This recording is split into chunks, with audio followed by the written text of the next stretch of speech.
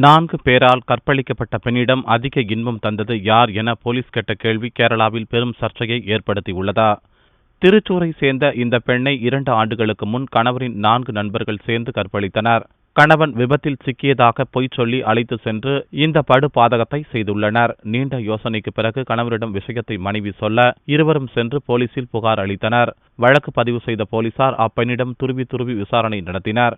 4 பேரில் அதிக இன்பத்தை தந்தது யார், யாரிடம் திருப்தி கண்டீர்கள் என போலீஸ் அதிகாரி கேட்டதும் அப்பெண் வெகுண்டெழுந்தார். தனது கணவருடன் திருவனந்தபுரம் பிரஸ் கிளப்பில் நிருபர்களை சந்தித்து தனக்கு நேர்ந்த அவலத்தை விளக்கினார். கற்பழிக்கப்பட்டதை காட்டிலும் போலீசின் தகாத கேள்விகளே தாங்க முடியாத வேதனையை தந்ததாக கண்ணீருடன் கூறினார். சம்பந்தப்பட்ட போலீசார் மீது நடவடிக்கை எடுக்க தம்பதியினர் வலியுறுத்தினர். இப்பிரச்சினை பெரும் சர்ச்சையாக உருவெடுத்ததை அடுத்து உரிய நடவடிக்கை எடுப்பதாக முதல்வர் பினராயி விஜயன் உறுதியளித்துள்ளார்.